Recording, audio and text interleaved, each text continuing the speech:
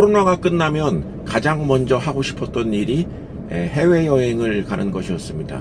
그 중에서도 중국, 저는 그 중국의 모든 성을 하나씩 가보는 것이 이제 하나의 목표이기 때문에 코로나로 인해서 끊어졌던 목표를 다시 실행하고자 했었는데, 그 목적지가 중국이 아니라 말레이시아 쿠알라룸푸르입니다.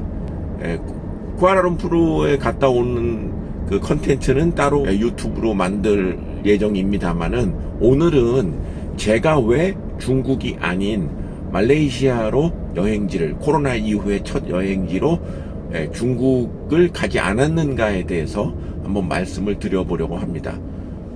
여행객의 입장에서 본 현재 2023년 7월 현재의 중국으로의 여행이 얼마나 어려운가에 대해서 얘기한다고 보시면 되겠습니다.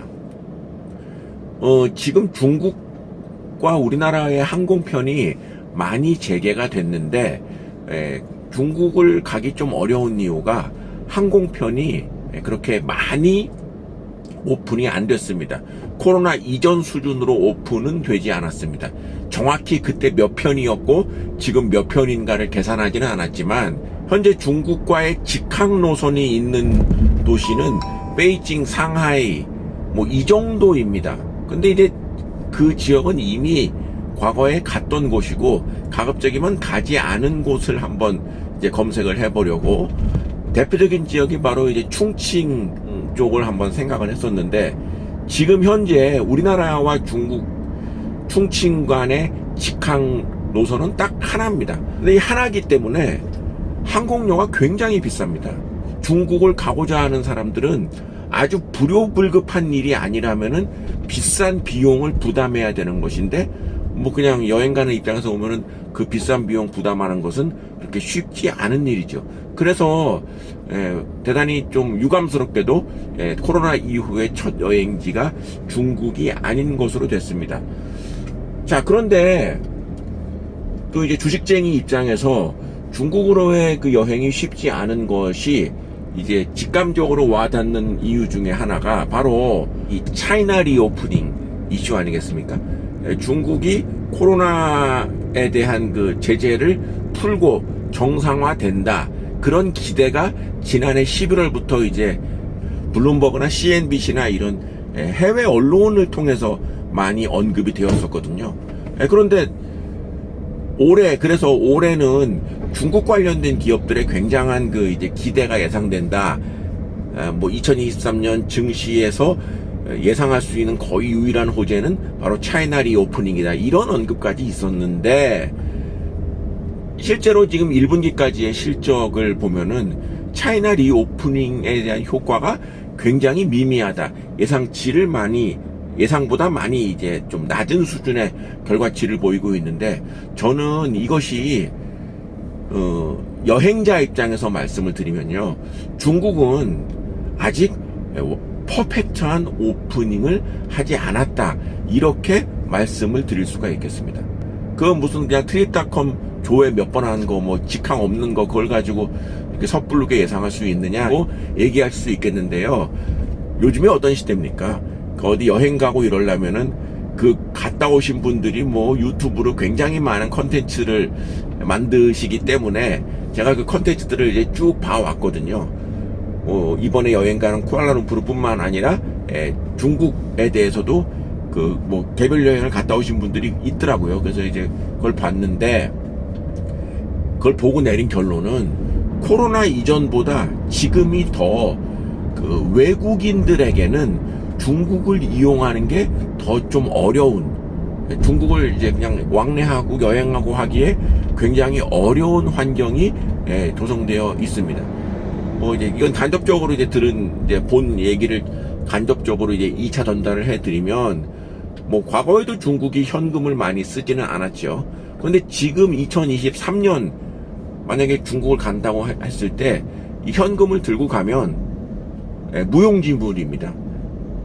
현금을 이제는 거의 안 쓰는 게 아니라 하나도 쓰지 않는다. 그래서 어쩌다가 현금이 있어서 현금을 받는다라고 현금을 건넸을 때에 때마침 운 좋게 상대에서 거스름돈을 바꿔줄 수 있으면은 거래가 될 텐데 돈을 거의 소유하고 있지 않기 때문에 거스러줄 돈이 없다라는 그런 이제 얘기까지 나올 정도입니다.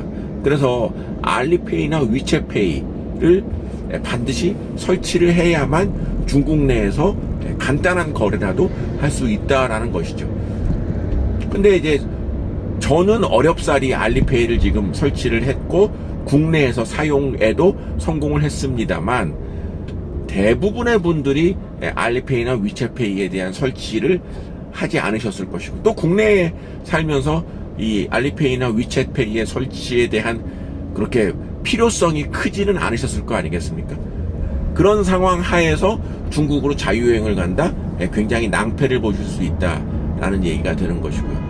그 다음에 두 번째는 중국이 원래 그 이제 좀 소위 말해서 공공적인 기관이나 공공적인 장소에 가게 되면은 외국인들은 꼭 이 여권이 있어야만 이용이 됐었는데 그래서 예를 들어서 뭐 고속철을 탄다 이런 반드시 외국인들은 여권이 있어야 되는 것 그리고 무슨 뭐 어디 그 시내에 큰 뭐 유명한 장소를 간다 그래도 여권이 필요했었던 것이 과거의 일이었는데 지금은 거의 모든 장소에서 외국인들에게는 여권을 요구한다라는 여권 소유 유무를 요구한다는 것이죠. 그리고 가장 좀 놀랐던 거 이건 뭐 간접적으로 본 것입니다만은 지하철을 탈 때도 외국인들은 여권이 있어야만 탈 수 있는 그렇게 환경이 바뀐 것입니다. 외국인의 입장에서 자유롭게 중국을 왕래하고 이러려면은 백신 다 맞아야 되고 중국 내에서 필요한 알리페이나 위챗페이를 설치해서 뭐 금전 거래를 해야 되는 것이고 그리고 공공장소에는 반드시 여권을 가져가야 되는 것. 뭐 지키려면 지킬 수 있겠는데 문제는 이렇게 그 자유여행을 가고자 하는 사람들이 악조건을 무릅쓰고 중국을 간다. 그런데 그 중국을 가는데 드는 항공료가 코로나 이전보다 거의 지금 2배 이상 그런 상승한 상태. 직항 노선은 아주 제한적으로밖에 되어 있지 않다라는 것이 지금의 상태. 이러한 환경 하에서 차이나 리오프닝이라는 단어를 언급하기에는 너무 조금 앞서갔다라는 생각을 하지 않을 수 없는 것입니다. 다시 한번 강조하지만 적어도 2023년 상반기까지는 중국이 코로나 이전 수준으로 오프닝을 했다고 보기는 어렵다라는 것. 그래서 이러한 요인들 때문에 기대와 달리 차이나 리오프닝 관련 수혜가 그렇게 크지 않았다라는 것이 중국을 여행하고자 했던 그래서 여러 가지 직간접적인 그 자료들을 조사해 본 여행자 입장에서 이런 결론을 내릴 수가 있다라는 얘기죠. 다만 시간이 점점 지나갈수록에 중국도 수요가 늘어나는 것을 더 이상 외면하지 않을 것이다 라는 예상은 할 수 있기 때문에 조금 더 시간이 필요하겠다라는 말씀을 드릴 수가 있습니다.